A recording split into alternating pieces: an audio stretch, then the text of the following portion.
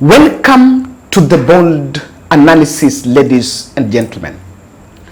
William Samoei Arap Ruto has made some cabinet reshuffles and introducing some faces that are believed to be Uhuru Kenyatta allies in government. I know you have watched many podcasts on this reshuffle, but I want to ask you to take some time and watch this video to the end, because there is a perspective and there is a third eye that several media houses and even political analysts are not pursuing. Go with me and let's see what exactly, in my position, the state wants you to see. But that is not it. Kipchumba Murkomen has been moved from sports to interior. In my next video, I'm going to look at that exclusively. Mutahi Kagwe, the former health CS who worked under both Uhuru Kenyatta and Mwai Kibaki. He was once the Minister of ICT under Mwai Kibaki and is a veteran civil servant, has been appointed as the CS for Agriculture and Livestock Development. Very critical. Kinyanjui, the former Nakuru governor, goes to trade and investments, and William Kabogo, the former Kiambu governor and Tujibebe party leader, has been appointed at communications and digital economy. These reshuffles have also seen Margaret Nyambura dropped from cabinet to be appointed as the ambassador in Ghana. Salim Vuria goes to sports, where Murkomen was. Ndiritu Murithi, who was also Azimio la Umoja strategist, is the new chairperson of KRA, and Anthony Maura then goes to Kura. Kembi Gitura, a veteran Nyeri politician who actually vied for governorship, I think it's from Nyeri, if I'm not wrong, is the new chairperson of Kenyatta University Teaching and Referral Hospital after they kicked out Mugenda. Now, these changes, I want us to look at it keenly. And there is a position that we must all appreciate. When you look at the competence, no one really doubts the competence of some of these fellows that have been injected in the cabinet. Before we get much into this, ladies and gentlemen, I have a very compelling appeal here. Charles here collapsed 3 weeks ago. This gentleman collapsed, was rushed to Mama Lucy Hospital, but he could not be admitted because they needed to be in oxygen. So he was moved from Mama Lucy to another private facility known as Radiant Hospital. He was there, and after tests they realized he's suffering meningitis. So amekuwa hospitali for those 3 weeks. The bill is 290,000. Lakini the medication have stopped because nothing more is going on. Now, when this case was brought, I tried reaching out, and what we've realized is he doesn't have a family in Nairobi. It is the neighbors who took him to the hospital. Now, we've lived through for the last few days. Na tumepata he has a brother in Seme who can take care of him. What I am requesting the members of this channel, Team Bold, that we can do for Charles is to mlipie even half of that bill. Is around, out of 290, if you can be able to get 150. And then we get means ya kumpeleka Seme in a nearby hospital so that it can be managed by a brother. He has one brother mwenye ako huko, so that asaidiwe. But ile kitu anafanya kwa hospitali hatibiwi, and the bill is going on. Kindly guys, this is quite urgent. I wish we can be able to pull through even by Sunday. Atolewe, apelekwe. Nisaidiwe.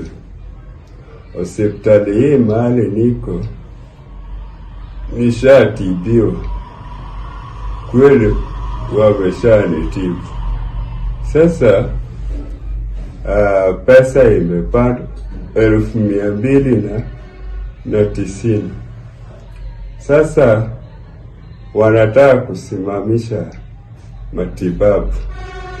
Sasa naomba kama inawezekana, kama naweza badilishwa nibadilishwe, kwa sababu hakuna matibabu inaendelea. Ndio. So this, and thank you very much for, because this video they did and think they were tagging me in the TikTok, and so it was forwarded to me. So when I picked it up, I was able to follow up and realize that is going on. So let's try any amount we can do so that tupeleke Charles kwao, atoe hospitali apelekwe kwao. Now, let me get to this. Before I even interpret politically all these political reshuffles, never again should a politician come in podium and talk about dynasties versus hustlers. William Ruto finally has accepted something we once said, and we said voters fell for a gullible politician that was never existing. The man who said, I'm going to work with the hustlers and not dynasties, have gone back to the dynasties, and no pun intended. And that tells you that in this country, you really need to know who you are dealing with. I have seen political narrative being thrown in the air that Kinyanjui, Kagwe, Kabogo, Nderitu Murithi, Kembe Betura are all in government, and they represent Uhuru Kenyatta's third leg in the broad-based administration. I beg to differ. That is not, to my end, what I see. Is that what you see? And let me tell you. If Uhuru Kenyatta, if William Ruto was to make a call to the former president and ask Uhuru Kenyatta that I want you to give me some fellows to cabinet, do you think Uhuru will only pick all those Kikuyus? All those names that have been picked, Kembe Gitura, Nderitu Murithi, Mutai Kagwe, Kabogo, all those people. Do you want to tell me, even Raila was given cabinet slots. He gave Western, he gave Nyanza 2, he gave Coast 1, he gave 1 to Turkana. Do you think Uhuru Kenyatta would only see Kikuyu? If this was Uhuru Kenyatta axis, I can tell you that some 3 fellows that would have seen in that cabinet. One would be Jeremiah Kioni.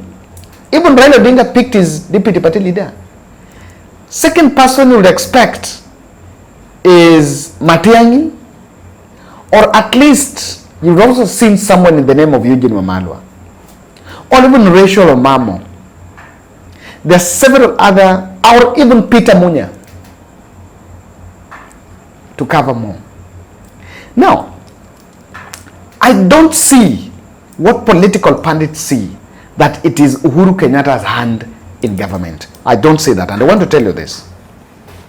These state appointments, these cabinet appointments have different targets that the president wants to achieve. Yes, different targets with each individual.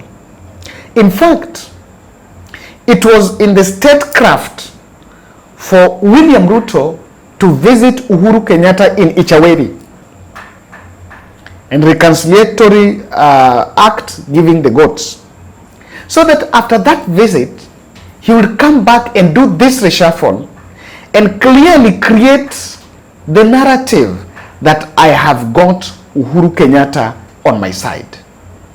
Do you know that William Ruto even wanted Uhuru Kenyatta to visit? The meeting in Ichaweri was supposed to happen in State House, but Uhuru declined. Why? Uhuru declined because the optics were going to be so clear that Uhuru may join government. And that is why a decision was made that you visit me in Ichaweri, and it is you visit me. I want to make it this way. When last did you see Uhuru Kenyatta with Kabogo, with Eugene, with Kinyanjui, with Mutai Kagwe? When last? It is not really true, to my end. It is not absolute that this is Uhuru axis in government. This is William Ruto's statecraft. This is something that no one, it's a very unpopular position that no one wants to advance. People want to be in that closet. And I want to tell you that all this was intended.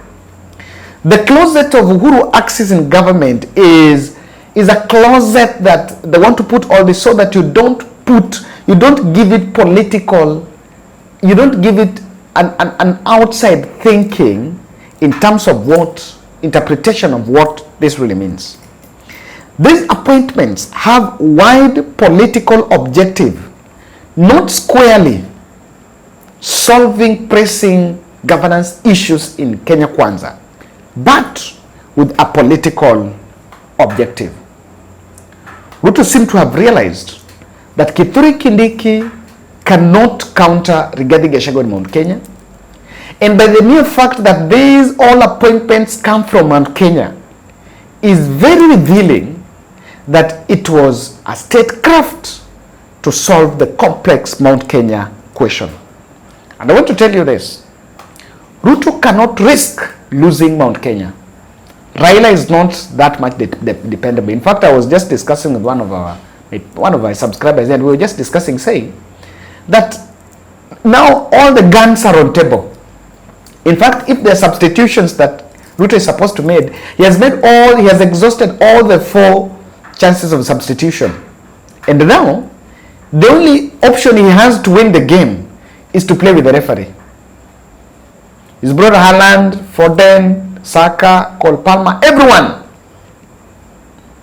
So now what remains is just about playing with the referee. And he understands that he was, surviving on a string. If you depend on Raila Odinga to resuscitate the government, the next day, months to general election, Raila walks out of government with his cabinet, the fellows that he brought into cabinet, and joins the other camp. Ruto loses that election. So, and just to show you, look at this rally in Embu today. This is Jeremiah Kioni, this is Eugene Wamalwa, Kalonzo Musyoka. After Rigathi Gachagua announced intent to support Kalonzo, this is what is happening in Mount Kenya. If Uhuru Kenyatta has joined government, then the Jubilee Party will not be part of what is going on the other side on Kalonzo Musyoka.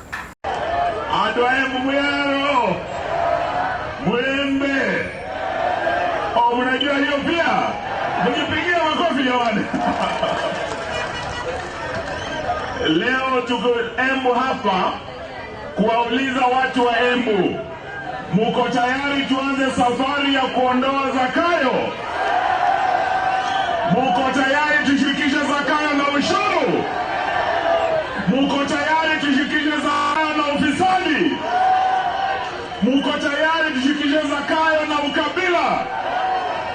Sasa hii timu mnaiona ya Bwana Kalonzo, Bwana Wamalwa, Bwana Kioni, baba yao na Gachagua wamejiunga nasi. Wengi wameuliza imekuwaje aliyekuwa naibu wa rais ajiunge na upinzani, lakini Ruto alikuwa naibu wa rais akajiunga na upinzani, akaungana na mtu ndugu yangu Mudavadi na Wetangula, wakasema iko earthquake inakuja. Leo tuwasema aliyekuwa naibu wa rais Gachagua ameungana na upinzani, Kalonzo, Wamalwa na hii timu, tunaambia Ruto tsunami inakuja. Haki ya Mungu, asubuhi na mapema, Ruto pia box wapi?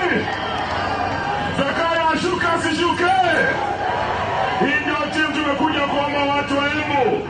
Mwaka mpya, muungano mpya, serikali mpya inakuja. Asante, Mungu awabariki. Now, what is the objective? I know, Kevin, I've tried to convince you that, to me, I am not saying that is Uhuru access. He organized all that for the country to see I have won Uhuru. Number one, William Kabogo is brought to knock out Rigathi Gachagua access in Kiambu, where both Wamushomba and Karungo Wadhangwa are edging out Ichung'wa and Kuria in winning the votes. If you look at the Gachagua camp, he has two politicians from Kiambu. Kiambu Senator Karunga Dhangwa and Gatheru Mushomba. These two are the ones that represent the face of Kiambu. Now, I'm telling you that tomorrow, or the day after tomorrow, you'll see some caucusing, some fellows caucusing as Kiambu fellows saying, we are in government. In fact, I can tell you that there is a narrative that Ruto wants to achieve, that Mount Kenya is in government. He doesn't want, and that is part of why Kabogo is in cabinet. Let me tell you, Kabogo is Tujibebe. He was a very long-term friend to former President Uhuru Kenyatta, yes. But and last time Kabogo aliruka kaenda huko Tujibebe, and he was part of Ruto's team. So you want to tell me Kabogo is the best CS in ICT that Yule Margaret Nyamburu hakuna kitu amefanya? It is just part of political machinery, but he's a campaigner. Number two, Kinyanjui is bouncing back to Nakuru governorship in 2027 to seize that seat from Susan Kehika. And Ruto knows very well, Nakuru is one of the counties that no governor has served 2 terms. No governor has served 2 terms. And Kehika is not going to be re-elected. It's not guaranteed that he can get re-election. So what he's doing here, Ruto is winning back Kinyanjui.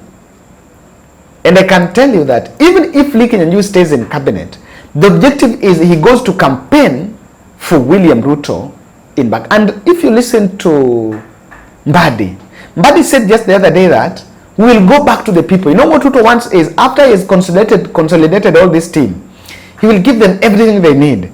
By the time they're heading to 2027, he will tell them, go and campaign for me, so that after that election, we are going to continue the work. But I can tell you, after 2032, he can fire anyone, however he wants. Kagwe, Mutahi Kagwe represents the Nyeri axis. Of course, after taking the deputy president's slot from Nyeri, he had to do something. He represents the Nyeri axis, and in fact has also been brought to soften the resistance on the vaccination. Now, he's going to agriculture, so it is Mutahi Kagwe who is going to be in charge of the livestock vaccination that the president and the team have been talking about. And let me tell you, President Ruto is buying creme de la creme, is buying Mount Kenya face and creating image and cover. You have to be myopic enough to believe that appointments have been made to make government more effective. Because not that the fellows that have been dropped were doing bad. There's nothing like that. In fact,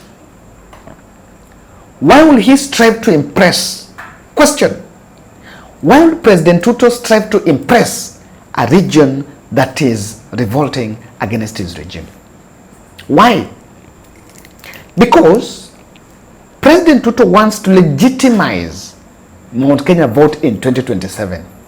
I saw one of our very good subscribers saying, what will happen if we wake up in 2027 and realize that Ruto has 2 million from Mount Kenya? Whether it is true, whether he has got it legitimately or rigged, all that will be, oh, he had cabinet slots, he gave them this, he gave them that.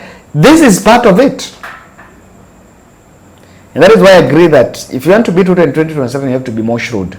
If you don't have a front where you can beat him by more than 70%, it is not going to be an easy ride. If these appointments can't lead to relaxing some of the policies, then all this is in vain. The president must agree that if this cannot help in relaxing policies, the people of Kenya are not interested. I once said here, we're not interested in who is, even if you pick your brother to put in cabinet as the deputy president or as the minister for what, but if the system doesn't work, no matter what. So if the fellows that are being brought If Mutoi Kagwe has to come and tell us that we must vaccinate our cows, it doesn't matter. Unless he comes and relaxes and said, oh, that is not going to work. It is not working. Number 3, Ruto's 2027 cards are all exhausted. The country have enough time to interrogate whether with the new cabinet entrance, the new faces in cabinet, both on Raila axis and the new Mount Kenya fellows joining, has it changed anything? Because the decision is not being made on who you've appointed. The era of personality is gone. The matters that really affect Wanjiku are the ones on table. I'm finishing with a video showing you what we have done in Watamu, and kindly support our project to take Charles home. We are taking Charles home. Namtoka katika hospitali, tunampeleka nyumbani kwa sababu TB, and it doesn't have a support system. He only has a brother in Seme whom we've contacted, who is going to take care of him. So kazi yetu ni tulipe half the bill here, then we get an Red Cross impeleke nyumbani. And thank you very much for that. Thank you. Welcome to the Bold Analysis. Thank you guys. I'm back. Team Bold Network. Asanteni sana. I'm back to Watamu. This is Edison. Yeah. And Harrison. Harrison. Yes, so I'm just going to give all of them, both of them, to acknowledge the work we have done. They're going to give so much of what we're going to do apart from the house. This was the model of the wheelchair that we are doing. So this has already been brought. This is the first one. So pale wanaweka hizi vitu za kukaa ndio inaekwa. So ya hii iko somewhere there. This is the model wheelchair, the ones that we are designing. So after they're done with this, then another one is going to be brought, but already they have this ones. Now, Harrison, tuambie mambo nyumba imefika aje na umekuwa namna gani?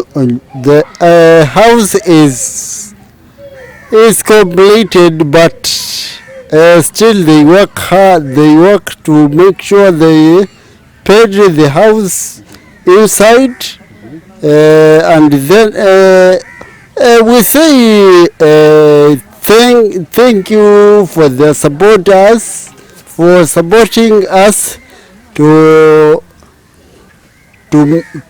make us the house. Nashukuru Mungu sana kwa hii nyumba ambayo mmenisaidia kujenga. Tulikuwa hatuna mahali kwa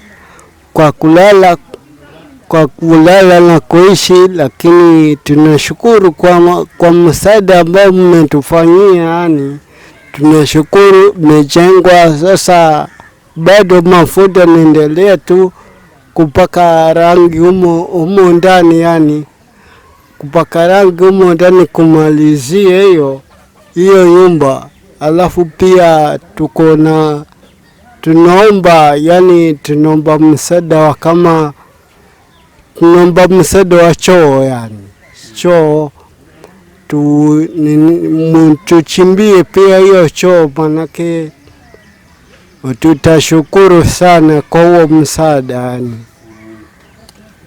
So guys, this issue of the choo, there's already a toilet here, but it's a very filthy state, and kwa sababu wao hawezi scroll through, we have already discussed with them. They are going to point out where we can do the chore. So immediately after Christmas, that is the next thing we will come back here to do.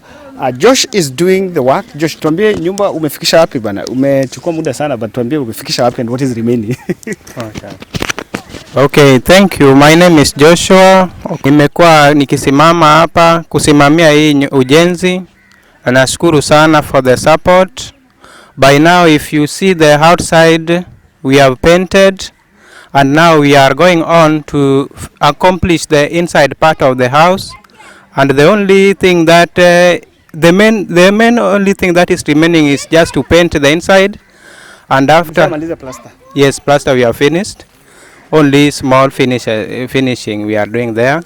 And the only thing that is remaining, the main thing is to paint the inside, so that the house can at least shine. So I'm also appreciating so much for your support, and may God bless you for supporting the two brothers who could not afford to have their own house, and now at least they are well relieved.